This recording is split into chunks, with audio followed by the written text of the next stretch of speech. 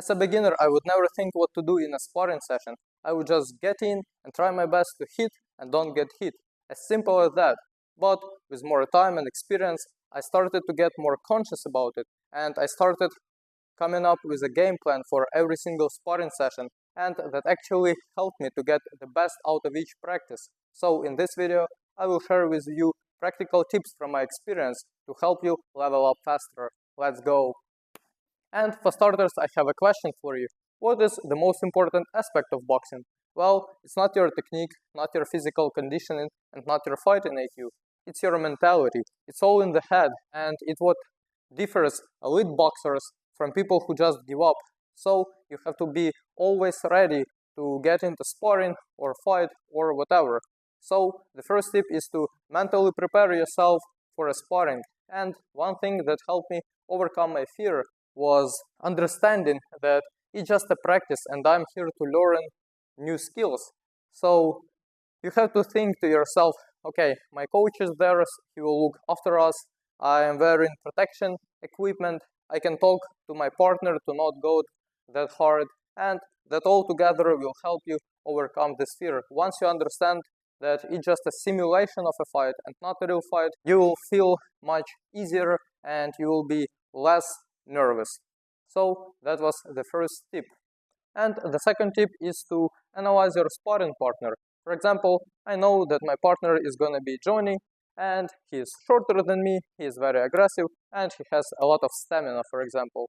And based on that, I'm going to build my tactics, my game plan. So for starters, I will have to keep the distance because he is shorter and I have that reach advantage. Then, because he is very aggressive, I will have to focus a lot of counter punches because I know that he's gonna rush in and sometimes he will be careless and I will punish him for that.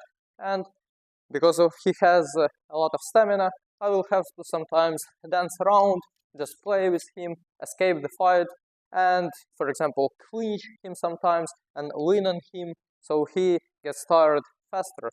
So spend those like 30 seconds to 1 minute to analyze your partner and build your tactics.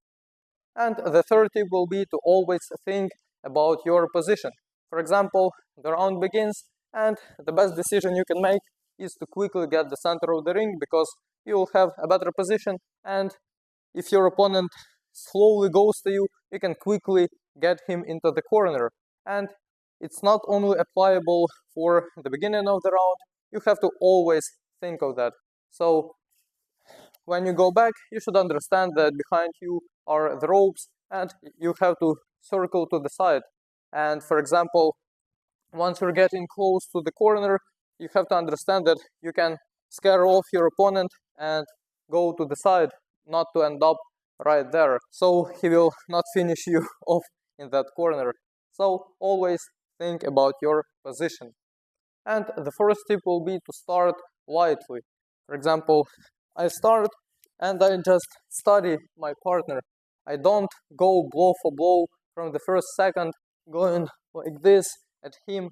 I start slowly, I start with the jabs, I go from the long range, I see how he reacts to my punches, I study his rhythm, I try to understand his game plan.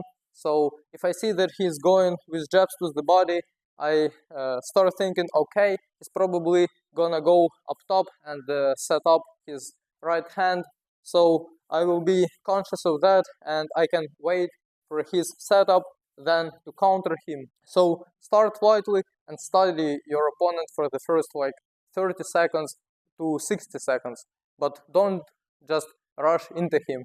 That will be reckless. And the fifth tip will be always noticing things that your partner is doing and analyzing them and taking advantage of your observations. For example, you start fighting and you throw the jab once, twice, and you notice that your partner tends to use the parry to block the jab.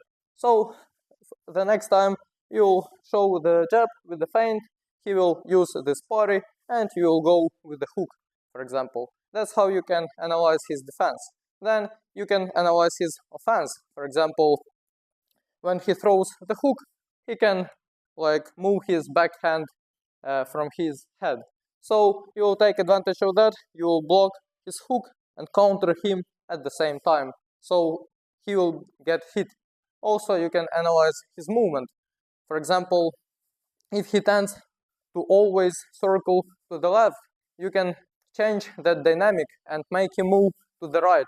And that will be very uncomfortable for him, and he will harder times hitting you and defending from your punches. So always try to see things that your partner is doing and take advantages of his mistakes. And the next tip will be using different setups and tricks.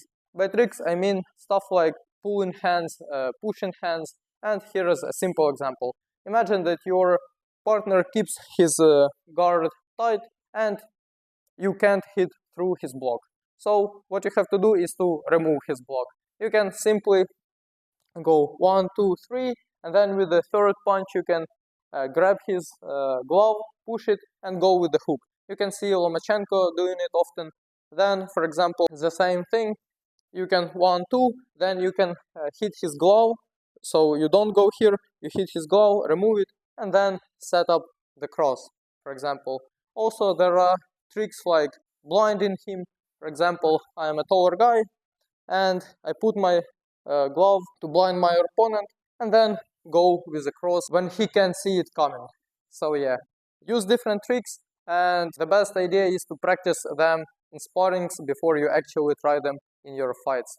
And by setups, I mean disguising your partner. So, for example, you throw 3 jabs to the body in a row, and then on the 4th time, you show jab to the body, but go with a hook to the head. That is an example of a simple setups, but you can come up with many more setups and you can practice them in sparrings.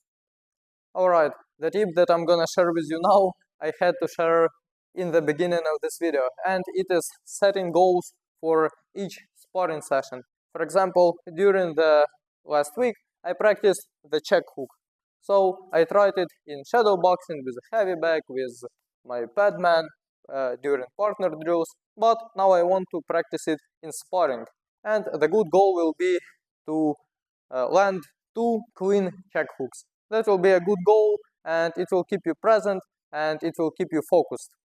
Then another example of setting goals will be, for example, last week my partner beat me. He is way more experienced, and I couldn't land a single hit on him. So this week I set the goal to hit him 3 times in the first round, for example, and that will be an ambitious goal that will keep you going. So setting goals for sparrings is very important. And the next tip will be always monitor your energy levels. For example, the round begins and I start lightly. I don't start rushing in and I don't emphasize every single punch, because that will make me exhaust really fast and I won't have any energy left for the rest of the round, and I will be just a punching bag. So always monitor your energy levels, start lightly, and for example, when you understand that the end of the round is near, you start exploding. So you don't like store a lot of energy and then go after round, oh well, that was easy, I didn't work to the end. So you have to save energy at the beginning, but don't save it at the end. Spend it all. And the last tip will be the most important one, and it is always being present during a sparring session. So when I'm in a sparring, I always focus on my opponent and on myself. I always think about my tactics, I think about my techniques, I think only about what is going on. I don't think, for example, I spar with him and I think, oh, okay, I have to do my homework for the class tomorrow. Or I don't think, okay, I have to pay taxes the day after tomorrow. Or I don't think, wow, yeah, I want to lay on my couch and eat potato chips and drink beer. No, cut and always stay focused. Think about your sparring partner and about yourself, and you'll have way better experience with your sparring sessions. So those were different tips that I learned from my experience, and I'm sure that they will help you level up faster in boxing. And if you like this video, please make sure to be subscribed and hit that like button. Thanks for watching and stay sharp.